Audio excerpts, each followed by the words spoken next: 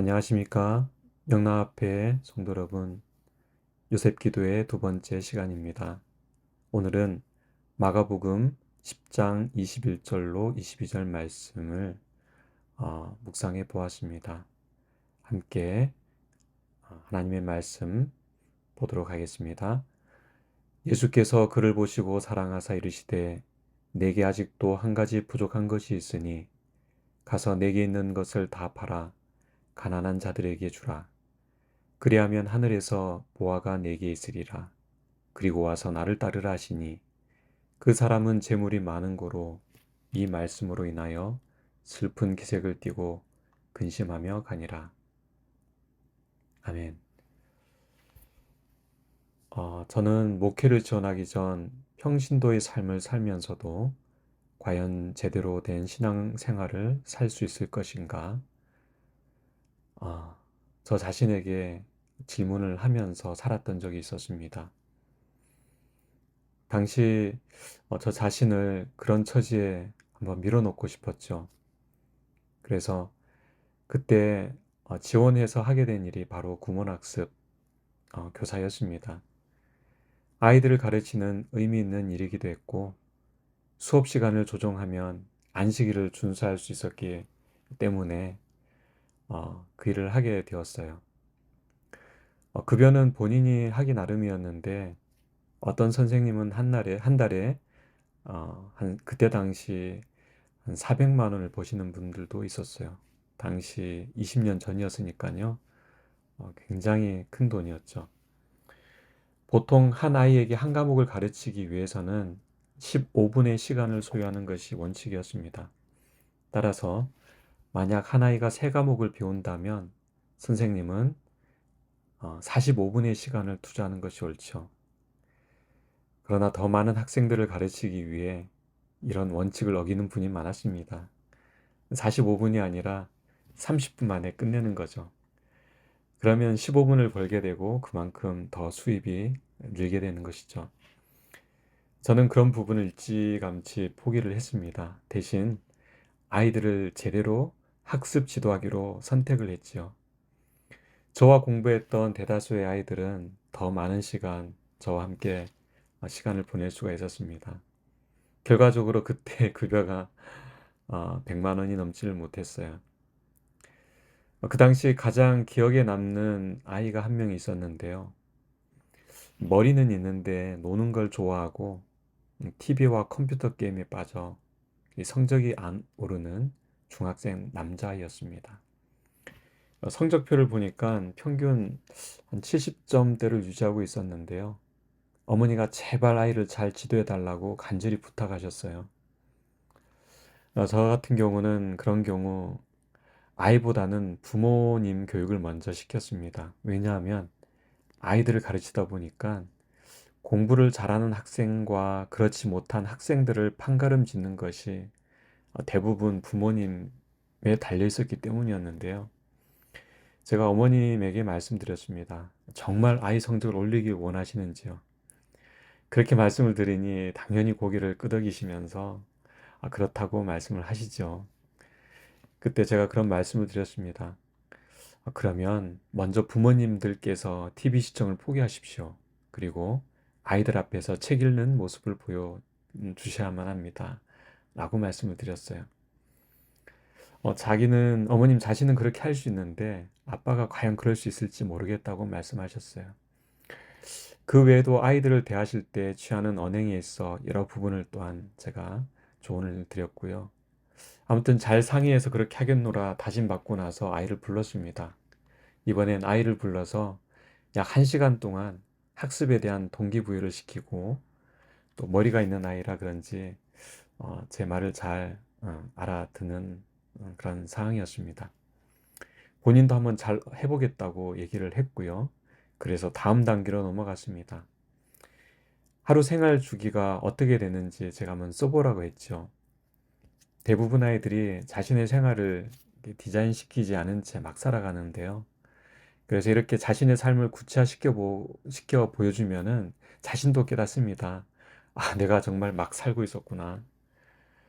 그러고 나서 공부에 더 많은 시간을 투자하기 위해 이 자신이 포기할 것들을 선택하라고 제가 이야기했지요.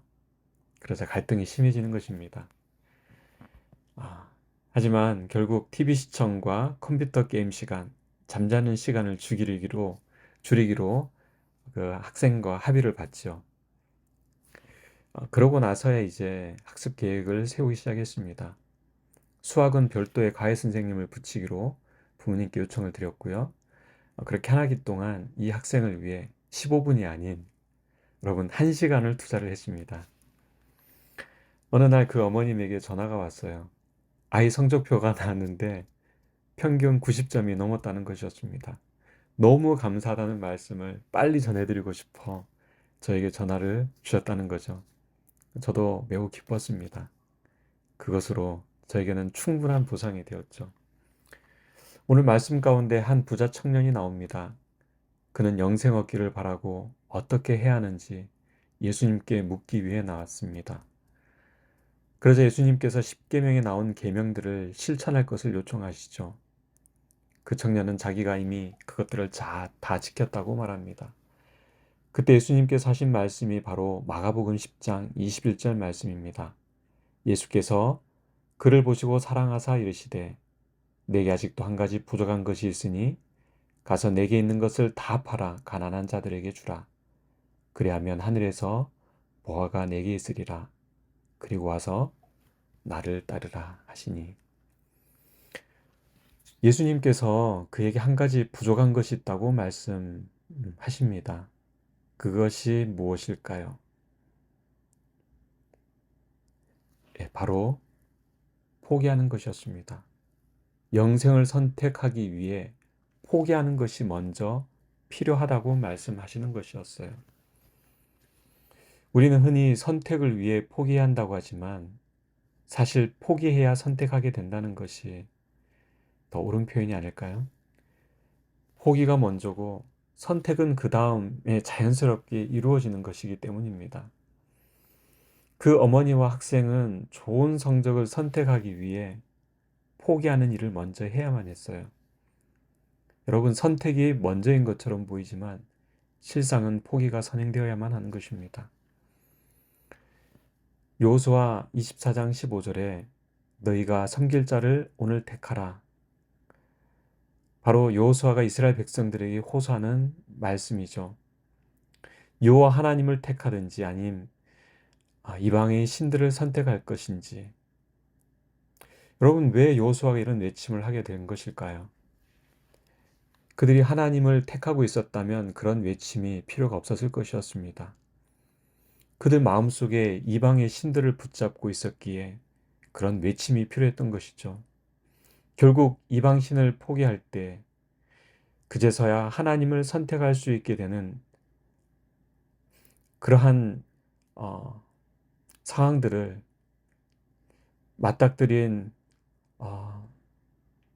이스라엘 백성들에게 바로 여호수아가 강력하게 그들에게 호소하고 말씀한 그 말씀이 바로 너희가 섬길 자를 오늘 택하라는 말씀 안에 담겨져 있는 그런 의미인 것입니다.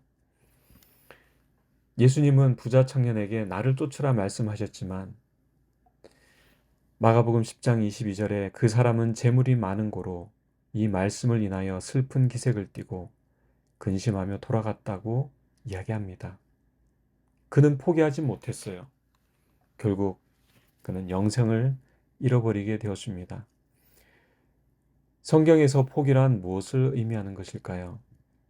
마가복음 8장 34절에 무리와 제자들을 불러 이르시되 누구든지 나를 따라오려거든 자기를 부인하고 자기 십자가를 지고 따를 것이니라 라고 말씀합니다.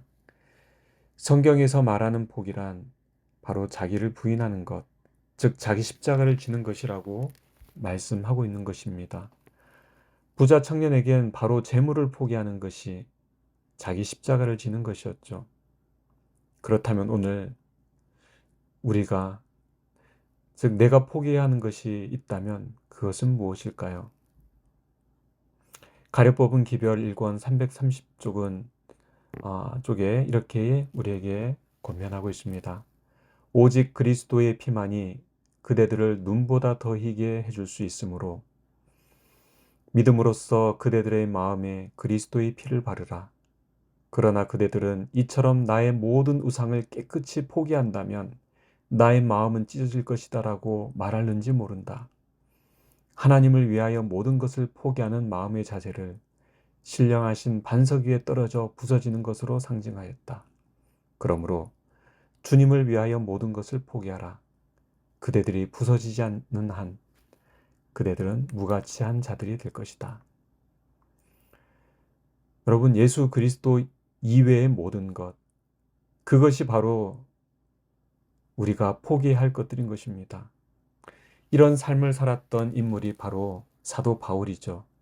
그는 빌립보서 3장 8절로 9절에 다음과 같이 고백합니다. 세 번역으로 있는 말씀으로 읽겠습니다. 그뿐만 아니라 내 주 예수 그리스도를 아는 지식이 가장 고귀하므로 나는 그 밖의 모든 것을 해로 여깁니다. 나는 그리스도 때문에 모든 것을 잃었고 그 모든 것을 오물로 여깁니다.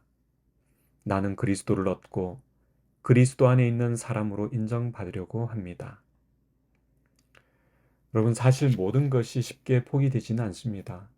그런데 바울이 모든 것을 쉽게 포기할 수 있었던 것은 예수님의 가치를 깨달았기 때문이었죠. 우리가 쉽게 포기하지 못하는 것은 예수님의 가치를 우리가 여전히 잘 모르기 때문일 수도 있습니다. 만약 오늘도 내가 쉽게 포기하지 못하는 것이 있다면 아직도 예수님을 만나지 못했고 그분의 가치를 잘 알지 못하고 있으며 또한 그분을 사랑하지 않고 있기 때문이 아닐까.